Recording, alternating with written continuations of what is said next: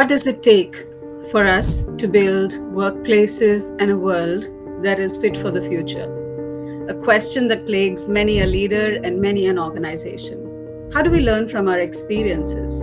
Are we shaping ourselves and our workplaces to be fit for the future? What does it take to invest in people and nurture success? How do we ensure that our investments in diversity, equity, and inclusion are delivering to the intended goals? Are we seeing the very invisible responsibility that most employees carry, that of being caregivers? What does it take to build a caregiver friendly workplace? Are leaders caregivers? What can leaders and organizations learn from caregivers and their experiences? How do we create safe spaces that enable inclusion? Is this something that is holding, especially women, back from the C suite? We are delighted to bring to you a series of conversations around the idea of building future fit corporates.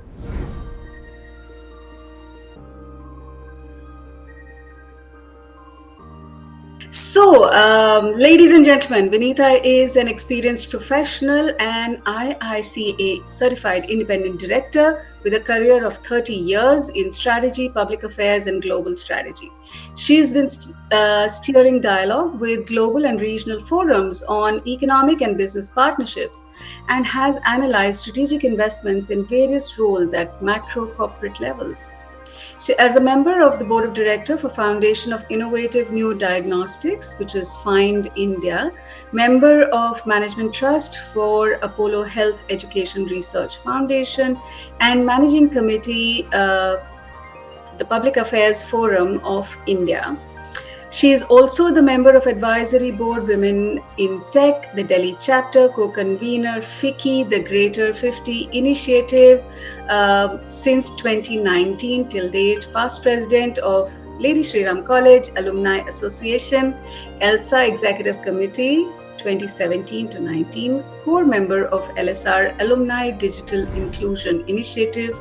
We would like, Vinita, for you to tell us something more about yourself than your, professional feathers. Oh, wow. Bhavna, I basically grew up in a very inclusive family environment. I belong to a family of an army veteran. And Yes. as army kids are, army brats are rather, we were posted with my dad in different places. So, one got a great exposure to today the term that we use is inclusion. Right from the Yes. time in my upbringing, we shared our table with everybody in the camp, traveled railway bogies and one tons and we went to different remote areas of India. So we were able to really acclimatize and get sensitized with different climates, different ways of life. And yet, my schooling was very in a convent kind of a school.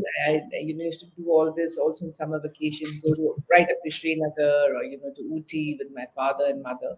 And education was really in a convent school. And then I went to LSR. So you see a lot of LSR in my bio, Lady Shri Ram College. And then did my economics, moved to Delhi School of Economics, where I really fell in love with the concept of development economics. This was in 1985 to 87. I had some brilliant faculty there who kind of also propelled me to go for more developmental work, which I saw in Japan. And I think Mm, that's where I started really appreciating the role that, for example, my folks, my parents played, despite their schedules, in looking after my grandparents. Because Japan was aging even then. And I saw a mm, big a big transformation when I came back home and I realized how much an economy like Japan was depending on mechanical roles of people being hired to look after their adults, of robos, of ways of taking care, but not that it was not efficient. So in yeah. short, I then moved to a corporate sector, had my own family, raised have two boys that I helped my husband and I raise together, who are now on their own and Mm, I'm a pet mom too. So that's in short my life. My parents, of course, I lost my dad to cancer at the age of 90 last year. My mother's with me also. Uh, since it's a caregiving kind of a concept that we're looking at, I've been a caregiver, primary caregiver to my parents, and boys at one point were being raised both by husband and me. For someone who has had such a long career, and you would have been one of the few women who were in the kind of positions that you were in, and as a mother or as a parent, you would have had significant challenges. I think if I look back and I think about myself as a young parent, I did have the tension of whether I want to pursue my career or I want to be a good parent. How about we start from there and tell us These what are have very you? real challenges, Bhavna, and thanks for bringing it up. And in fact, let me put it in two buckets. In fact, first, let me congratulate you for starting this series. I've watched some of the programs, and I think it's so relevant today because one message that comes out of every interview, I've seen several of, really good interviews you've done with some very accomplished people, is that we are not alone in this battle.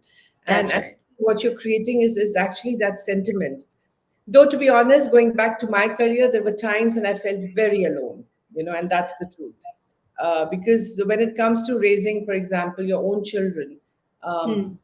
it also starts with, though your husband, your spouse, your partner may be there for you, but eventually I think it becomes a very gender kind of a biased Yes. scenario because you reach home and even if you have the best of chefs in your house, the cooks, they'll come and say, "Mem saab sabzi nahi hai, madam, there is no vegetable in the house," or son A is not going to eat what we have in the house.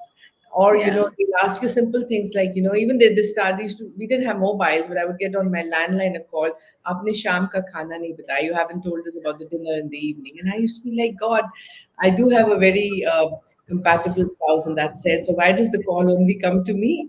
And I used to Yeah. dread 4:30 if I hadn't decided the dinner for, because kids had to go to bed by 8 and dinner is served by 7. It had to be Yeah. ready before I reach home at 6. So those are the kind of things and they Yeah. sometimes you getting out and you used to feel very alone. Despite the fact that I had my mom and dad also very close to me, I think Hmm. there came a time when my kids were in high school, that I realized I couldn't manage both work, Hmm. very, very hectic corporate life. I was traveling 15 days globally in a month, come Yeah. back and catch up, as you say, each time. And I'm only focusing right now on this responsibility, as you can Yes. hear me. I'm really getting into my home. I'm not even talking of the corporate responsibilities right now. Yeah. We're also, by the way, you're parenting a team and you're parenting one of Yes.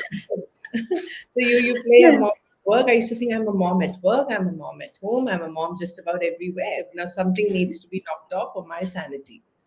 So I Yeah. did take a sabbatical, Bhavna, and that's when I realized my health was also going to take a backseat if I don't take a sabbatical now, and I'm not going to do justice to raising the children if I don't spend more quantity with them, not just the quality. Yeah. So these were very difficult challenges I encountered. And I think there where I found a big gap was, my mom's health started deteriorating. My dad had, they had a house away from Delhi. They would also spend time. I was very guilty of, like I have to travel. Can I bring the kids to you when they are vacationing? Or, can you come and stay with me? They Yeah. deserve their own time. So I, Yeah. I think all that led to me giving up on my corporate job and taking up more work from home, which wasn't easy. And Yeah. it wasn't easy at all. And I did that for Mm. about 4 years, and Mm. which hits you everywhere, your career, finances, everywhere. Yeah, and I think you're talking about times when, it would have been just also asserted to you that what's the big deal? Why don't you just, take it easy? And what's the need? And it wasn't so supportive to do gig work or freelance work or, also, technology was not so advanced. So you've really Let me crossed let me some. step back and to a very critical point. We didn't even have proper maternity leave. We barely had 3 months leave at that time. And Mm, like I had a lot of issues in both my pregnancies, and I had to be on bed rest almost 5 weeks before I could deliver. So I had been on leave before my time as well, right, right? And the right. moment you take leave after that, it's few months, Yeah. like 8 weeks, and then you're on without pay leave. Now I was at least fortunate. My bosses were considerate enough to give me 4 months, Yes. even if I went without pay for a couple. But I realize now that we didn't even have the concept of taking off. And Yeah. it was a very though the organization I worked for then was had a lot more women. I mean, so I was at least Right. fortunate. There were more women who could understand and stand by you Yeah. at that time. But so that was one part of it. Maternity leave, the whole thing wasn't there. The caregiving scenario again. If you see the ecosystem, we had very untrained people to help you at home, and Yeah. that Yeah. really didn't have the kind of people. You still get some more trained, as you call, nannies and people who help you at home, but we were Right. completely hands-on, right? And then Right. I think the term helicopter moms and remote moms was always there at work to make you feel very guilty at times. Yes. I Yes. remember I would sit at office after a conference because I had probably another conference. The technology worked better in office. We had the bigger VC Yes. systems. We didn't have them at home. I would stay back so that I could do that call. I was looking after the whole of Asia, Japan, Middle East, Africa. So there were Wow. all these calls that used to happen. Yeah. And between the times I got between VCs, I would be making home assignments on maths and sciences for my kids because so that I could hand them over for the next day. It was not just the work assignments, you're also doing your kids' home assignments, monitoring them, honestly, remote monitoring them. And so much used to be piled up. So the technology wasn't there. And so when I left work, it was really hard because I had to set up the same kind of system at home Yeah. with bulk computers at home. I was Mm. attending Business Week, DNM events in India. I had to network. It was so difficult. At least at work, you could flow into a network, but sitting at Yeah. home back into a network was not easy. Yeah. You spoke about so many things, and I could relate with the idea of the guilt.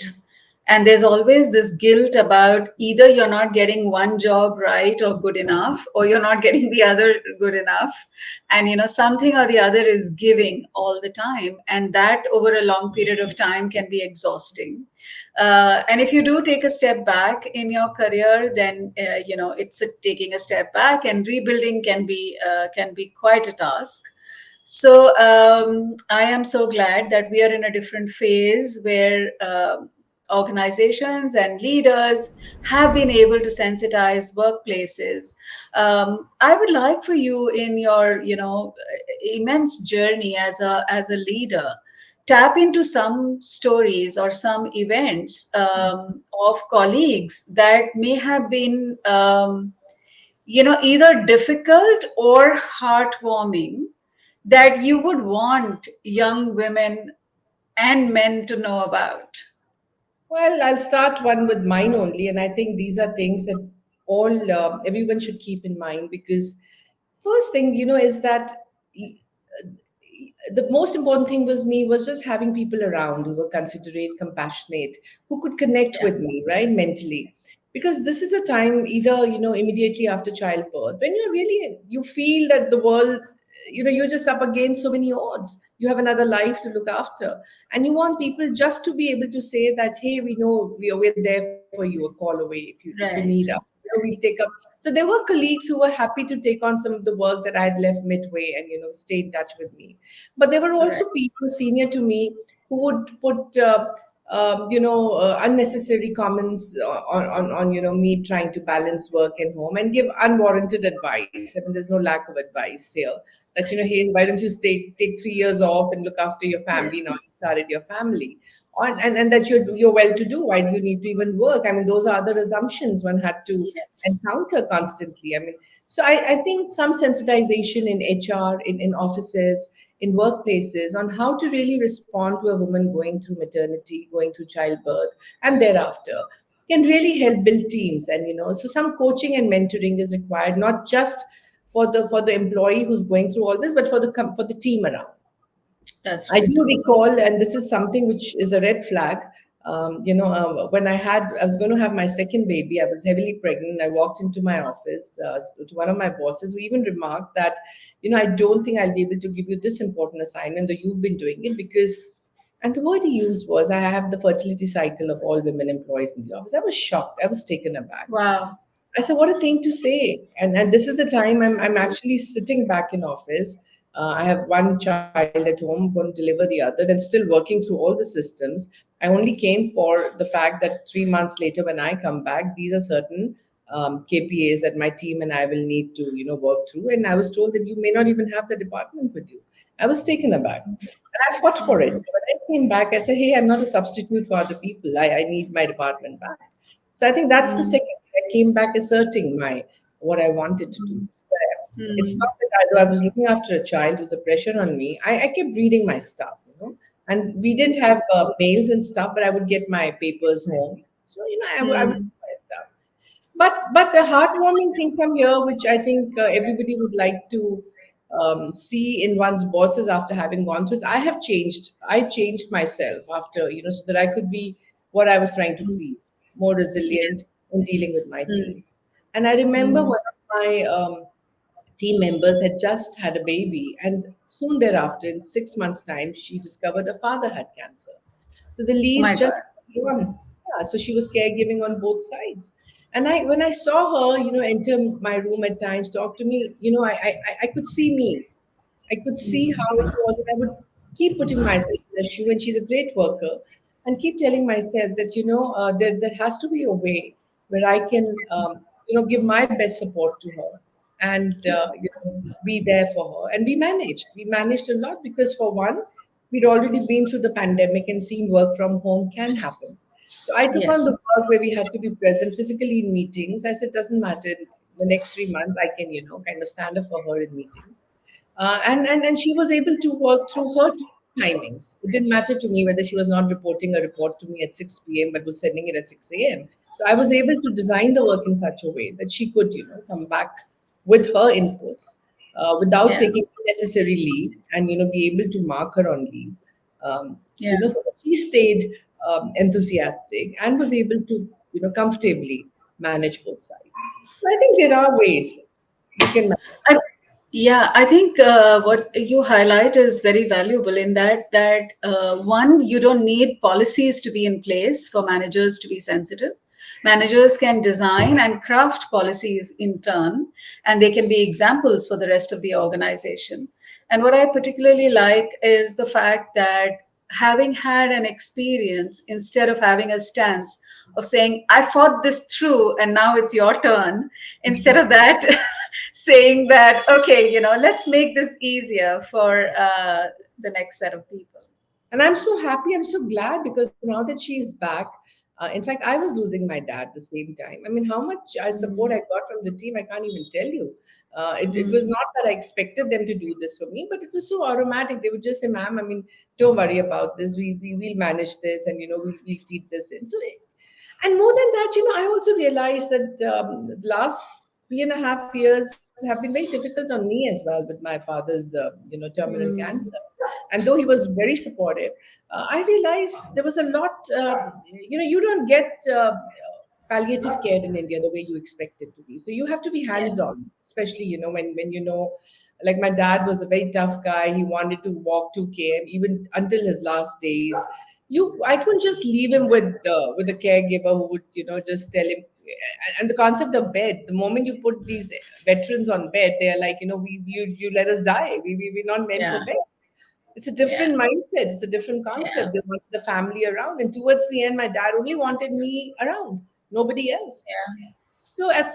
So those are times I realized that, you need a whole village at every stage of caregiving to be with you. Yeah. Policies Yeah. are important. If policies are there, Bhavna, nothing like it because they mandate Yeah. it for organizations to give that kind of support to your employees. And I think policies are critical, have should be there. So I'm the president of Public Affairs Forum of India. There I launched something called SAFE, PAFI, which is Mm. securing access to fair, equitable, transparent, basically policies and systems for especially Right. organizations for women Yeah. employees, so that they can Oh, really handle their caregiving roles, especially. yeah. Yeah. Please tell us some more about it. Tell us about SAFE and tell us what you believe. So, something can start from a one off experience and a one off instance. However, for it to be sustainable and for many others to make it institutional, having policies in place is very, very valuable.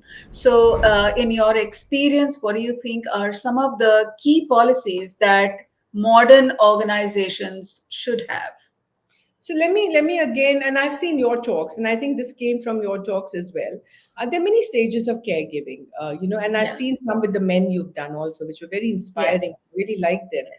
And I think one stage is so. Let me just talk from a gender angle only. As a woman employee, for example, going into an organization, that's the first stage. She enters. She may be not married, and then she suddenly gets married. She has babies. She plans a family. But that's the age of skill building for a woman, right? Otherwise, by the time she has the moment she gets into family, that's the stage when everyone's entering from management rung one, rung Yes. two, rung three, rung four, maybe middle management, and that's a very competitive stage. I have seen in that 10-year phase a lot of women kind of drop out, the leaky pipelines That's start right. there. So that's where when organizations are building programs, they have to be very conscious that they have a policy of equally promoting getting women from rung 1 and 2 to rung 3 and 4. Unless you have Mm. that motivation, so build that motivation that there is a growth plan. They have to build a growth plan for the women. So mostly, I don't know what income scales we're talking of here, but whatever it is, I think if they have a policy here, Mm. of investing in developing overall capabilities and skills of the women, by the time they reach rung 4 and 5, they start figuring out the roles they want themselves in. And you'll see a lot of women get only into strategy. Fewer women get into CTO roles eventually in their lives. HR Right. is common amongst women. Strategy is common, but finance and tech is something which women kind of move away from. So Yeah. study those 10 years growth in the organization. See where do you really need to invest for women leaders to come in finance, for women leaders to come into more technology roles. The second phase is where there is huge PP line, a leaky pipeline is the middle management. And that's when Right. you have children. Even if you don't have children, there are other responsibilities. A lot of women drop out, or they take sabbaticals. And that's Mm. the time when you really need to build in compassionate caregiving policies for women in your Right. organizations, which could either mean Right. providing precious for them if they have children, giving them me times, doing more retreats. I would also say, Bhavna, and I have myself trained a little bit now since in coaching, and as a coach, I think coaching is very critical because I wish I had a coach then. I wish I had somebody Yeah. I could discuss my work life balance issues with at that point. Yeah. Because Yeah. you see, you're holding on to a space which is very narrow at that time. You go home, like I said, you're looking after the house, you come home and you look after the workplace. Your whole universe collapses. And That's you right. don't realize that you can make it bigger by delegating work in your teams better, by delegating work at home better. And Yeah. it'll never be 100%. So you also have to be less of a perfectionist. You'll have to live at times and there's nothing wrong in living with things which are not 100% your way. Because, so those are things that can only come by, say, peer sharing, having a buddy, more mentorships. And the final Yeah. phase is, very few women leaders you see up the management ladder, even fewer, Yeah. because Yeah. then In again, it's boards. yeah, you're a caregiver to your parents, your parents-in-laws, to your husbands, and your own health. I'm Yeah. talking 50s when for women menopause starts hitting early now. I also you've been reading papers. I've also been posting on early onset of non-communicable diseases. We all get into Yes. diabetes, sugar. There's a whole circle. We neglect our health, back Yeah. issues. Everybody has so many other issues. So that's a time an organization should also invest in the leaders. Most women, if you notice in meetings, don't raise their hands. So Mm. that's the thing. If you have good bosses, good top management, they should be able to pick people, not necessarily by the raise of hands, but be Yeah. able to invest in them and pick them out for senior roles. Yeah. And all that needs funding, all that needs finances, all that needs more nudging. And organizations, why should they do it? Why should they invest in women? It means new Yes. pipelines, it means more not just HR officers, but people's persons. I think government, there's a mutual stakeholdership. Government can also play a role in incentivizing Right. organizations to do Right. that. For example, I'll just speak very briefly, very quickly about, for example, the health issues. Try and invest in Mm. health in your organizations, whether they go through, the menstrual cycle, and you call it now a child penalty or a menstrual penalty, rather than using those terms. Invest in their health and preventive healthcare from the time they've joined their organizations. create that mutual trust and confidence that we are here for you. Yeah. So I think they can do that if the government also gives them an incentive that, hey, if you invest as an organization in certain amount for pro health, and not just for women, for men as well. Yeah. All I'm saying is women's health can then become for women a focus, and they'll be able to nip it in the bud, the issues that they're going to face. Government can give some kind of incentives to organizations to do that. It's just like you get HRA, or offsets against taxes. You can have some kind of an offset for preventive health, and then Yeah. similar, yeah, for other things, yeah. I was just curious, and sorry for the interruption. I wanted to just say that, it is so important that we have some kind of an incentive for organizations to do this investment, initially at least, until the results start to show, and then, it can be a self-sustaining thing. So I like the point about getting some kind of incentive from the government to enable women, because the loss eventually is for us as an overall economy, because a very large chunk of women who are educated, who have gone through the system, who are experienced, Yeah. are probably doing a significant portion of unpaid care work, which contributes to the economy for sure, but not necessarily at the level of the potential that some of these individuals can contribute at. Oh, absolutely true. I saw a chart the other day somebody had shared where I think the unpaid care work that Indian women do is the highest in the world. It And when I is. was in Japan, and Japan was really doing well in the late 80s, but most women were not getting jobs, were not getting into the workforce. Mhm. And Mhm. later on, when Japan went through a recession, the biggest thing people would say was that don't write off Japan because the 50% population there has still not gotten back to work. The moment they Yeah. do, the GDP is going to go up again. So yes, Mhm. you're absolutely right in saying that we can't. Gig economy is great. If there's no option, upskilling and reskilling is very very important.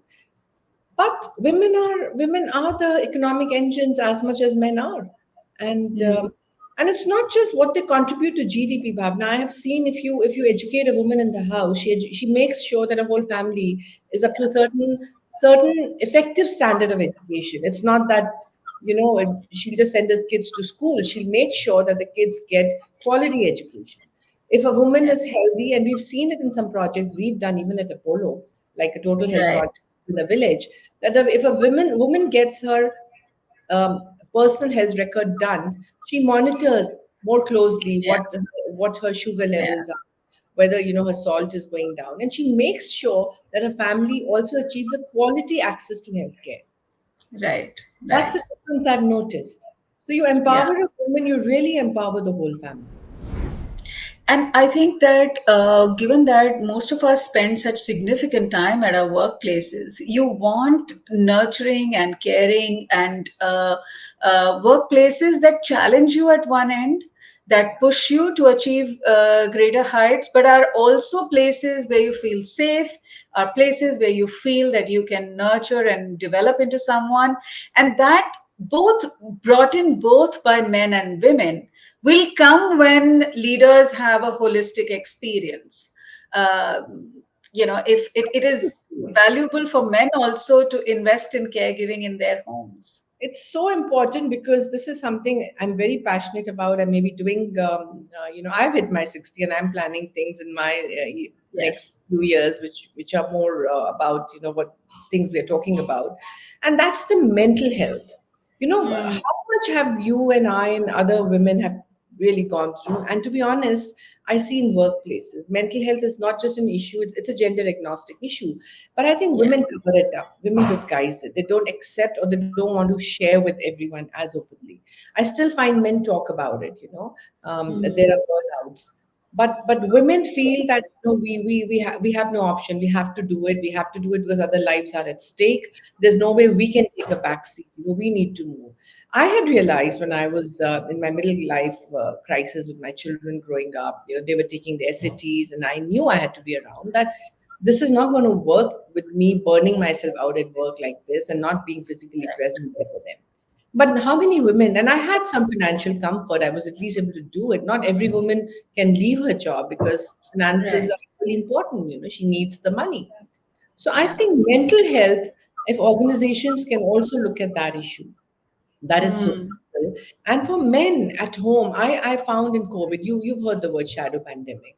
It was the women, Yeah. who were facing all the Yeah. mental health issues, the burnouts. But I also know families where men were able to contribute so much. For example, if a wife is full time working from home, I saw men take even work from home leaves. In my team, they did, so that Yeah. the wife could access. They were alternating leaves so that the woman was. Yeah. So I think men can take on um, a lot of, can give a lot of support to the women. Yeah. Yeah. Be their I also mothers or think that not just spouses. I mean, boys can give to their mothers. Siblings, brothers can give to their sisters who are caregiving for the parents. It runs. absolutely. Yeah. Absolutely, no, and I think for me, I live in a family of men who are great caregivers, and I think they would just, their best comes out when they are, caring, and probably, which is such a great thing. And I really wish they didn't have the patriarchal burden of being the providers only, because that would be such a loss. I was fortunate, Bhavna. My own dad looked after his mom tremendously because my mother had lots of issues, and she would often be bedridden. And though my mother's side was more patriarchal, I would say, being a Yeah, business family. But in my dad's side, I saw my father take on the duties of what normally a woman does, because he would come give my grandmother her insulin shots the moment and he had a corporate job. He was a very senior corporate person after he took his retirement from the army. And he mm, looked after me to the extent that he was very keen that his daughter be educated. And he was himself a telecom engineer. I remember even through his postings, he would send inland letters to me with pointers on physics that I could understand, the concepts. He would make the Venn diagrams for me, and I would get four pages in an envelope. I knew it was my dad's letter giving me the chemistry, chemical compounds, easy way to learn. I mean, he took on all that burden off my mother because she had a lot of yeah, issues at that time, and he was like a remote tutoring me. wow, And same thing wow, happened. My in-laws and my parents are, what you call silver haired. And while I was looking after my dad, I also have a father-in-law who's 97, but he has his needs, and my husband was totally involved with him. So I knew at least that we were balancing things between me being the primary caregiver to my parents, and he was doing so much for his dad. And I think you simply cannot steer the ship alone anymore. You have to. yeah. There's no way out. I think I have at least, I feel happy that I've raised my boys, though they're abroad. They keep telling me, Mom, if we need to be closer to you to look after you. I said, God willing, nothing will happen. But they already have that sentiment of caregiving. Yeah, yeah, They don't have a choice, they say, because they say you don't have a daughter and there's nobody close to you. So we guys need to understand needs. And that's why I took a little holiday, Babna, just before coming. Last week I was with one of my sons. I got such a huge lecture. It was supposed to be my 60th birthday on how I'm lagging behind on my strength training. My muscles should be strong. And for the 2 weeks I was with them, I was forced to go to the gym every morning. I love that. Because I wanted to talk about self care. There is often a lot that is, and off late, a lot that is said about self care for women. Why don't you give us an insight about your experience and understanding on self care that you have done for It's the yourself? most neglected topic, in fact, in our country, I would say. And I must start by saying that at FICCI, we launched last year at the HEAL a program called Empowering Her Health, which is all about self care and which is all Right. about how you can proactively look after yourself. Also, because at Apollo, we launched a program called Pro Health for Women, where, Right. women can design the package that they want Mm. tested depending on the issues they are facing and actually go for pro health package, which also gives them, by the way, a cardiovascular score. More women in India die of cardio issues than cancer, and Oh, it tells really? yeah, it tells you how vulnerable you are to cardio issues, and so what steps you can take in terms of Mm. lifestyle changes, food, fitness. So that's something that you must share. I'll share with you. And even in LSR alumni community, I realized during COVID that we had a WhatsApp group of almost 500 of us talking about hospitals, where what to do, and then later on that's become a very active group. And all women, I have seen, really didn't know of simple things like they need to get a mammogram done post 50. They kept thinking, oh, but there'll be radiation. But listen, there's ultrasound of breast. There's so many other things you can do, MRIs and stuff. So Mm. I think one, that sensitization is not really there. What you should do at which cycle of your life. I was fortunate, I early down my career, being an army kid, you go to the hospitals for annual vaccinations. And I was a science student actually. I got into FMC, but then I joined economics, and I was always glued on to it. And when I saw Mm. the issues, I saw there was a lot of neglect. Her diet was, Mm. she never really looked after her diet. She never really Mm. exercised despite developing a lot of osteo issues early in life. Her mental health suffered because she was like a single mom, with my dad being 10 years in Kargil and Ladakh, looking after us Mm. kids. All this takes a toll, but there was no concept of her going to a counselor at that time. So, at personal level, I Right. saw there was so much lacking in terms of access to health, even at her kind of financial situation access. She wasn't availing of it. There was nobody to nudge, Mm. and she just Mm. did everything thinking that's her duty. So that changed for me. I Mm. realized that, immediately after my pregnancies, my deliveries, my work, I got into a lot of I trek a lot, I walk a lot. I've always been a sports person, and I maintain Mm. my sports, I maintain my level of health. And food was always very important in a house, to have that level of proteins. So I had that knowledge. But I must Right. admit that I did suffer also in health in many ways, because that was more about the work-life balance issues. You constantly Yeah. traveling, eating out. But this is where I think we need designed, even by organizations, designs and at work. And I think women also can do this for themselves. Like, I Mm. neglected myself for the last 4 years. Um, Mm. Kids came in and said, Mom, you were so conscious about having your proteins, going to the gym. COVID, of course, took a bit of its toll. I suddenly quit the gym. Right. I was doing a lot of yoga and stuff, but I realized my muscle thing was not as intense as I used to be. And weaning is a huge Right. issue for men. You have to look after your muscles. So go Yeah. out there, from my personal experience, go out there, take at least that one scheduled meeting with your doctor, get your Mm. annually, see where you are in your fitness levels. There's a Mm. diabetes epidemic in the country. You don't even know you may be a diabetic, and by the time you realize, it may be too late. So Mm. think about that. Do that morning walk. Do your 40 minutes of walk. Do your strength exercises. Take your Yeah. protein seriously. You don't have to take supplements, but you must look Mm. after your osteo health, your bone health, your cardio health. Right. You have to Right. get screenings done, because All of Bhav, this. sorry, all I realized is there's so much care giving we do, that we are the last persons to access the hospital. I would go with my father every month to see his cancer specialist, but I hadn't done my screening for a long time. And I was reminded by my doctors, you got to do your own as well. I'm so glad you said that because I was about to say exactly that, which is that there is so much socialization that you are there for others, and that, there is some glory about being the last. Yeah. And, whereas, and I think it has also become a little bit of a cliche to give the airplane advice of putting your oxygen mask, and, Yeah. it just Yeah. washes off your back. But I think there is something fundamental, there is something seductive about being a martyr, and there is something seductive Well said. about being the last. Very well uh, said. I always tell people this is unnecessary glorification. I don't want that yeah, glory. If my yeah, health is not good, there's nothing I can do. And I hate to be like my dad, be confined to the bed. I mean, I dread that. For me, I shouldn't use such things, analogies, but my dad went very happily, holding my hand. Just last 1 week, shutdown of the body happens, it happens. And he decided not to go to the hospital. But, right, he, in his going, I was very traumatized, but there was so much healing yes, now that I look back. It's been exactly a year and a month. And, he taught me that, I love my sunsets. I love my walks. I love to paint. I'm a potter as well. I do so many different things. I would love to now spend more and more of my life doing things that I missed out working. And only good Right. health can help me do that. If I have to travel, if I'm not Mm, healthy, I won't be able to travel. And that's I still right. have my mom who's got lots of issues, and I have to still squeeze time out to go.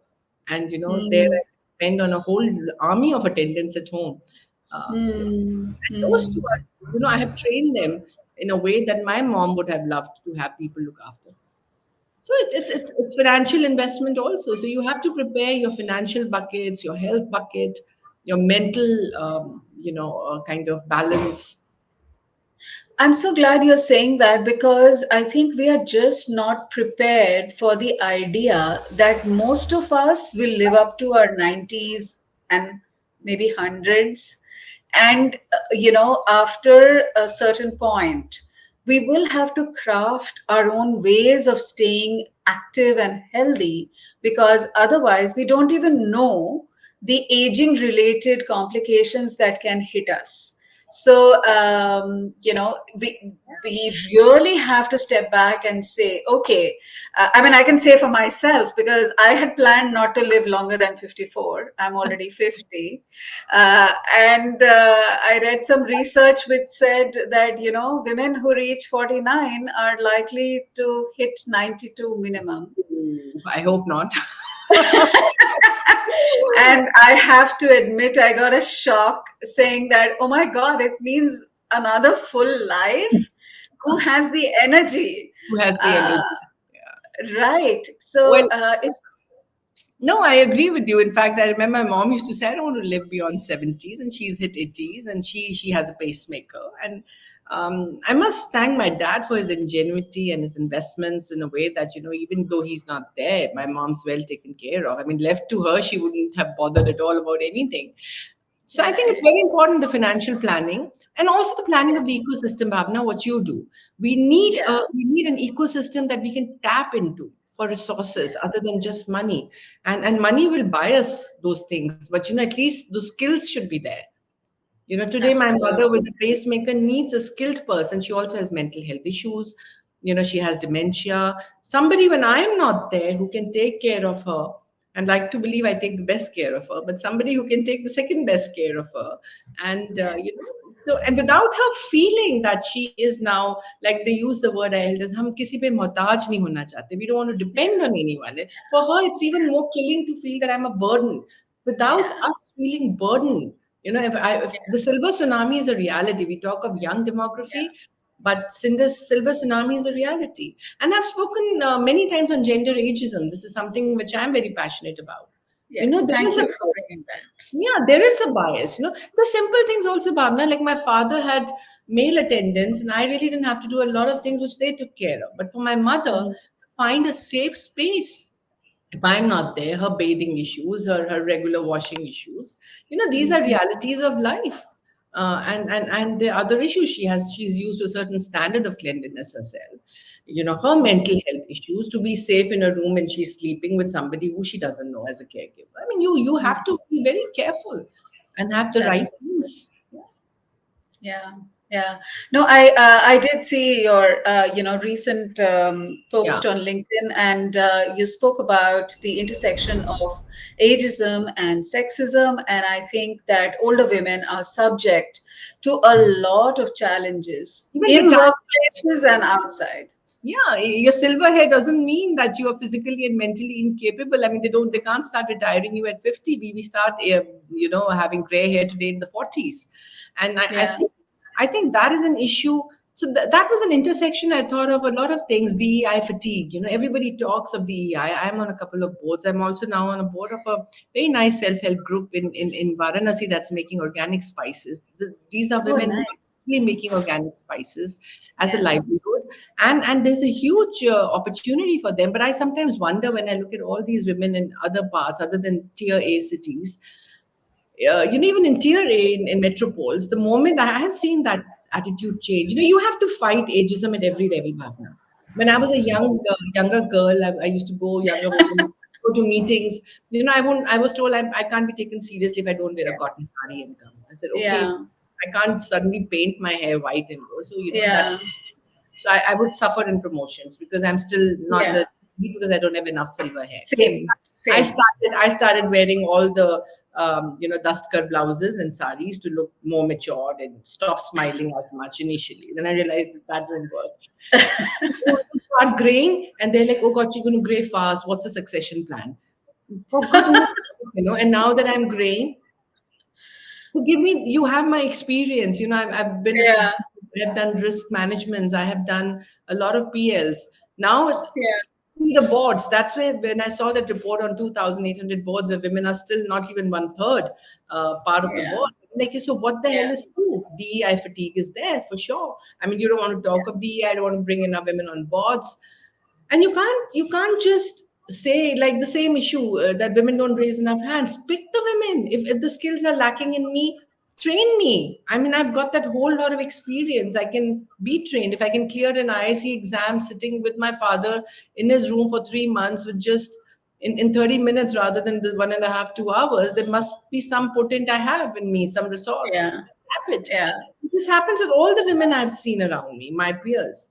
And there's also yeah, a fear, when gender ageism also kicks in, because the moment you sit at home, you're taken for granted. And okay, now she's there, so she'll look after everything, and if the world goes by.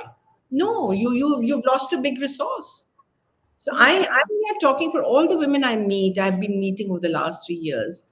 And I tell them that, whether you set up your own consultancies, whether you get on boards, don't lose sight of the fact that if you're going to live from 49 to 90, as you say, you have another 10 years, 10 summers where you can really rock the boats in yeah. workplaces. You can rock the boats everywhere. Absolutely. I'm so glad you said that because I have to say that there have been so many instances. On two occasions, I can say. I went for an investor pitch for, presenting our venture. And they asked me, "Are you an investor?" I'm not an entrepreneur. It was a very subtle way of saying, "Really, you're an entrepreneur?" And I wanted to so deeply say that, I could be an entrepreneur at any age. And in fact, um, given my life experience, the way that I will see certain problems and the solutions will be very different. It is not necessary that entrepreneurs should only be in their 20s, but So it well is. said. So well Uh, said. And the things that you would see were probably only things that you have seen already. You know they're going to come up. Yeah. So, how likely is it for even when I was in my 20s to be able to see caregiving, although I had been a caregiver in my teens, but for me to be able to see it the way that I see it today and to be able to solve for it the way that I'm solving for it today is would not have been possible. It is not possible. Um, It's like and the what I, example I give you. I speak to my HR very often that, why doesn't it hit you that if I've done something like this in my team, you can make a policy out of it? yeah, yeah, yeah. And what I'd like, therefore, to be able to also point out, use this opportunity that in India, the fastest growing demographic is the older women. And because women spend a lot of time doing unpaid care work, in the older ages are financially dependent and don't have access to healthcare, don't have access to agency independence, etc., which is a social burden. So it's only right that we get women to be more and more independent. Well, I think organizations can also start doing some financial planning, exercises for women. I was, in fact, seeing a very nice a podcast the other day on how in the West you must, for your retirement fund, invest 4% at least of. Sorry, you must start planning, properly to have that corpus, and the withdrawal rate should be how much? Should be at least there it's about 4%, but they said in India it should only be 3% because we don't have a social need. So, nobody's given us those numbers. Nobody tells us.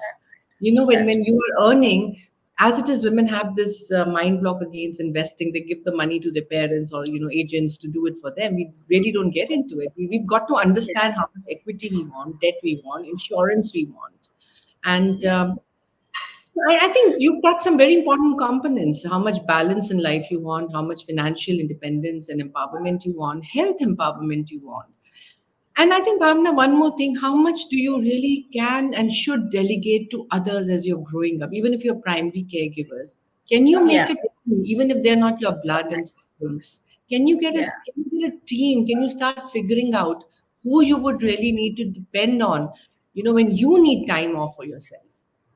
Nice, very nice. I think building your emotional infrastructure, your support system, because the village that it takes both to bring up children and to care for the aging has to be nurtured over time, and it's Yes. not easy to suddenly create that And you'll find the infrastructure. people you thought you would depend on are no longer there. Some may have moved Yeah, on, some have left your company, some are not even alive. You won't have your grandparents, uncles, aunties, friends around. Your parents' friends are also in the similar position. Who do you depend on? And you've not nurtured that overnight, you're not going to get them. I was again yeah, fortunate. My father had nurtured a team of people who worked with him, for right. 50 years. So I had a Yeah, lot of help. I mean, those were really people who physically helped me out when I needed them. And at mental level, I had consciously realized that I suddenly found myself very alone at times, and I realized I needed a network beyond my work friends. I needed a yeah, network. I went back to my college friends. So we created more like-minded activities together, music groups, creative cultural groups, doing right. things together. So and heritage groups, where I found more people. I started getting out on Sunday mornings for heritage walks in my city. Nice, So I nice. consciously started moving out. Yeah. So We need replenishment, right? Because I mean, work can be exhausting and so can caregiving, and we need our personal expression. yeah. And we need to, so some simple things like we've revived a book club amongst us. So it brings us to so many other books and topics that, we're able to discuss sitting together. And resource sharing is very fantastic. By the way, even in our group, very often there's never a day when I don't see somebody putting up a request. It's a women's group, alumni. And, can I get an attendant for my dad? Can I get, has anybody been through a dementia patient in the house? How do you deal with them? My child has got ADHD. Can you refer me to a good mental health specialist? So we had Yeah, to create a mental health group in our alumni group as well. yeah, yeah, Liking this, we have broken the barrier now for women to openly ask for help. I think the biggest issue is the recognition of the problem. So acknowledge you have an issue, bring it out, get a whole community that can be compassionate towards that doesn't judge you for raising that issue. That if your father is unwell, it doesn't reflect on your ability to not be able to deliver your work in the workplace, to basically bring out your health issues. That's also another important thing. There should be no stigma attached, anymore, whether it's a cancer, whether it's a mental health issue, whether it's a simple cold cough issue, you know. yeah. And I think laws have to change for women. Mm, I mean, we have mm, many pro-women laws now, thankfully, mm, but many mm. more legal issues, so from succession issues to getting it right for women, to be able to assert their rights in their families. That's where it should start. You have been a person with such a macroeconomic perspective and have interacted at the policy level. The issue of building a robust care economy is a challenging issue, and that's also the subject that we interacted with on earlier. What I would like for you to give some perspective on is, if we as a nation were to build a robust care economy, what do you think could be the role of government and corporates, and maybe CSR or ESG? If you could. There has to be a stakeholder partnership. Bhavna, you and I have discussed this in forums as well. And I'm very happy to note that at least before the elections, work had started. Some work had started at the corporate level, at a macro level, at the government level also, I'm aware. There were discussions on, for example, why is maternity leave becoming a maternity, or paternity leave becoming a maternity penalty? How do Mm, we really build this culture in the DNA of organizations not to treat women who are going on maternity leave as a crunch, or creating a crunch on the organization. So, but what really one can do is, like I said, first recognize the issues. Now, I'll give you a very small example. We bundle the maternity leave into 6 months and say, okay, take it and get over with it. And we get some Right. temporary resource to work for us. But that's not correct, because a woman will, when a child starts getting weaned off from breastfeeding, that, you really Yeah. need to put the nutrition for the child on the table. Now, that's where Right. you don't have caregiving skilled help to see, a child will say, okay, have a aloo paratha every day. And that's not food. If the child's not Yeah. eating green vegetables, proteins, whatever you give them. So that's when the mother wants to take leave. Can the Yeah. 6 months split into buckets, and still be Mm. considered a part of maternity leave? She may want to take 3 months and then maybe split her other 3 months in the first year of the child, whatever that takes. So those are the policy changes. Government Mm. like that. And it can't happen just by people sitting in a boardroom and discussing those changes. You need to get a proper feedback survey done on this. Yeah. You need to basically look at maybe associations like yours who can help in getting more feedback. All the associations who are involved with women employees. There's so many associations now. There's, women That's right.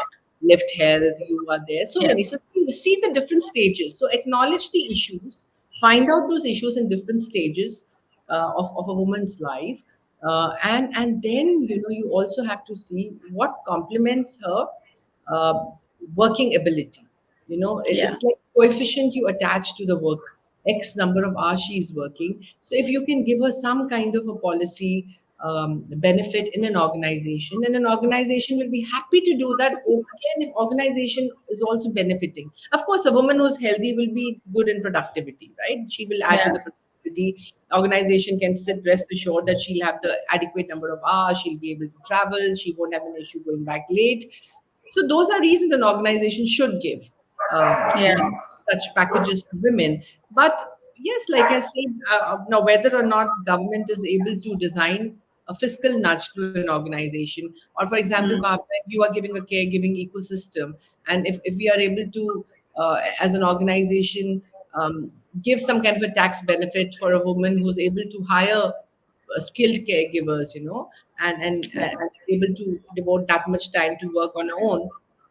Those are things that, the cost and benefit, these stakeholders need to come together and work out and see what best can work for organizations here. And I think it can work. And I think the third thing I would say is, um, there's a big role of education and health institutes here. You have to be able to bring into the curriculums the role of, uh, you know, Mm. gender equity, gender balance. Um, Mm. it's very important for both boys and girls to understand from day one that if mother is sitting on home at leave, even a father can sit at home. PTS can be attended by both parents. It need not just be a mother's job.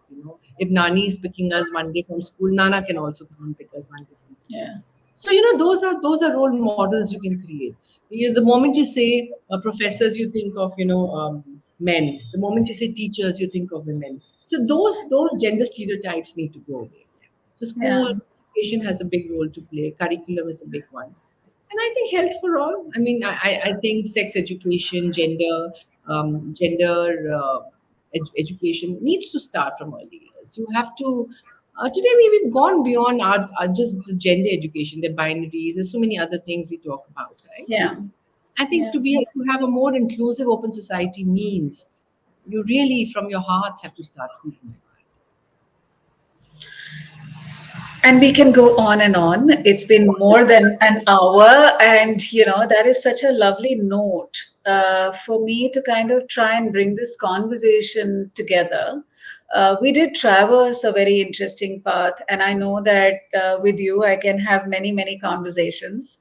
I would like to pick up, for example, the world of healthcare and the world of the private public partnership in healthcare, given your experience, and maybe that's for another conversation. that. But for now, thank you so much, Vinita. I would like for you to give any closing remarks for today. I'll just say, whether you're a man, woman, whatever you identify yourself as, um, just remember that you have one life, and you need to make the most of it. And so whatever you do, don't feel guilty about looking after yourself. Caregiving starts with you. Oh, so beautiful. Perfect. I think we can be better caregivers. We can be better caregivers to our loved ones and our teams. Like you said, you can be a better parent only if we can care for ourselves. Thank you Absolutely. so Thank you, much. Bhavna. All the best for Thank your you. wonderful work. Thank you.